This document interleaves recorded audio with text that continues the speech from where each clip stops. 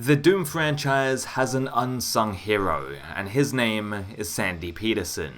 If you're a Doom fan, you probably know of Petersen and have an opinion on his work, one way or the other, but he wasn't a rockstar like Romero or Carmack. For Doom 1 and Doom 2, he created the bulk of the levels, and this could potentially be a misconception for new fans. Romero worked on most of Knee Deep in the Dead, and while they are arguably the greatest levels in any FPS game, Petersen worked on the rest of the game. Romero's maps were intricate and looked great, but Petersen experimented and created several iconic level styles. However, with any inventor, not all of their works hit, and this goes for Petersen's Doom 2 levels specifically. Most of Petersen's Doom 2 levels just aren't for me, but I still respect them a lot for multiple reasons. I'm looking forward to talking about the most underrated Doom mapper, because he paved the way for future designers in more ways than one. Petersen started working on Doom only 10 weeks before the game was released, and he made all of Episode 2 and Episode 3 in that time. Yes, many of the levels he finished up were started by Tom Hall,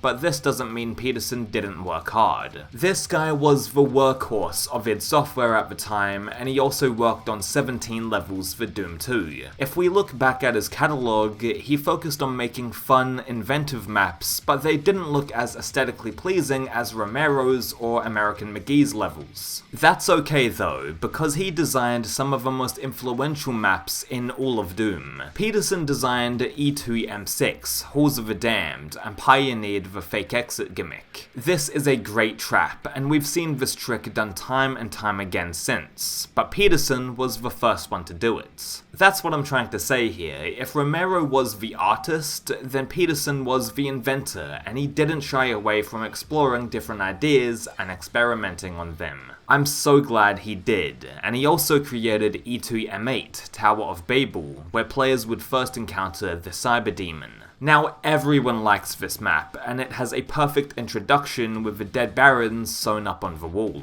My favourite level in Doom 1, Mount Erebus, was the first open world map, and that is again all credited to Petersen. There are so many little areas to explore in E1M8, and I can't even tell you how many times this exploratory level concept has been replicated. It all stemmed from Sandy Petersen though with E1M8. Speaking of Mount Erebus, that map leads to the secret level, Warrens. E1M9 is an exact replica of E1M1 at first, but then it opens up and becomes entirely original with a battle against the Cyber Demon. The gimmick of leading the player down a familiar level to then blindsiding them with a twist or hard fight of some sort came right from Petersen, and he of course should be respected for that. I mean, I was just playing Doom 0 and Map 8 plays with that idea. Of course Doom 0 takes this to another level, but Petersen did it first, and in 1993 no less. Even though I don't like E1M9, Fortress of Mystery, it still has some significance as a Doom map.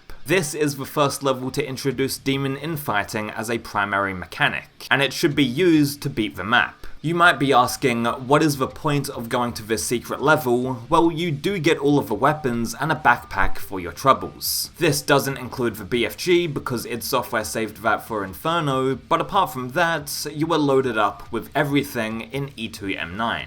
Petersen made some other levels in Doom 1, but he was just finishing up Tom Hall's designs, and they don't hold that much mapping significance. That being said, Petersen innovated so much with his levels in the original Doom, and if we move on to Doom 2, he gets even more experimental. Now I'm on record saying that I don't find a lot of Doom 2's levels that great, but I still respect them. They pushed the envelope of what a Doom level can be at the time, and if you put your mind back to 1994, I would have probably been floored at these designs. Petersen created Map 1, Entryway, and apart from E1M1, this is the best first level in any classic Doom game. Giving the player a chainsaw right off the bat to kill demons is always a plus.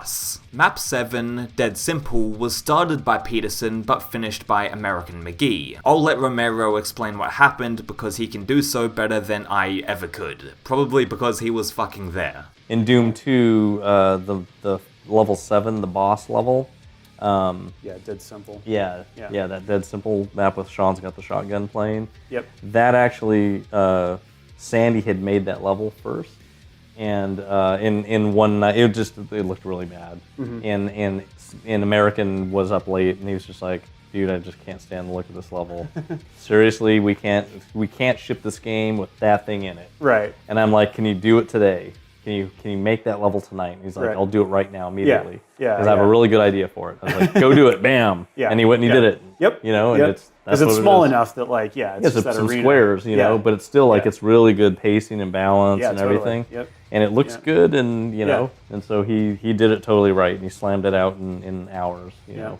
Dead Simple is one of the most celebrated Doom maps in history. It has been remade time and time again, and it all came from Sandy Petersen. Map08 Tricks and Traps was a hub of 8 small challenge rooms, and this idea has been adapted into Plutonia, Doom Zero, and more. While I think Tricks and Traps doesn't really hold up because each room doesn't have a clear purpose and you only need to go in like 2 or 3 to finish the level, the idea was still unheard of at the time. Map 9, The Pits, was credited to Sandy Petersen as well, and this map has a lot of verticality to it. If you study the differences between Doom 1 and Doom 2's design philosophies, you will notice that Doom 2 has many vertical maps, while the original Doom is very flat by comparison. The Pit is the first big instance of this, and that verticality was transferred into the Ultimate Doom add-on, with levels like E4M2, Perfect Hatred. Map 13, Downtown, is one of the weakest Doom levels in my opinion, and I flat out don't like this map, but I have to respect it because it's the first proper city level we've seen in Doom. It's flawed, it doesn't really hold up, but it's the first of its kind, and paved the way for levels like Odyssey of Noises later down the road. E3M6 might have been the first open world level, but Downtown doubled down on this concept and made an actual city with rooftop snipers and a collection of buildings. Map 16 is a continuation of Downtown with it being set in a city, but I find this level to be way more fun. Suburbs is streamlined and fairly easy to navigate, which cannot be said for Downtown. Map 23, Barrels of Fun, is obvious in the way that it revolutionized Doom levels. And as for Map 24, the Chasm, this level expanded on the vertical movement of Doom 2 and introduced tightrope platforming. The secret levels, Wolfenstein and Gross, are the first examples of joke maps and were both made by Petersen. This trend of making secret levels into homages of id Software games, or simply just jokes, has continued throughout the years, and the idea of troll maps has also carried on with Terry Wads, for example. Sandy Petersen might not be the most technically gifted level designer, but he had ideas, and he had the balls to execute them. He pioneered many different types of levels without even knowing it, and has designed some of the most inventive maps in Doom. I will always have a soft spot for Sandy Petersen.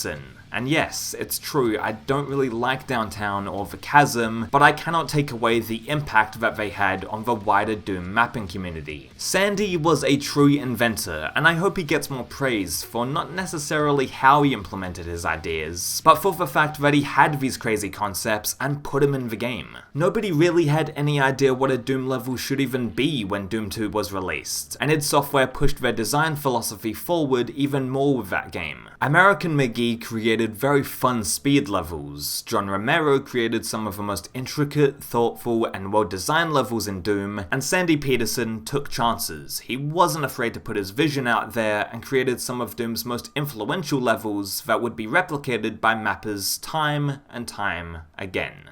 Thank you for watching.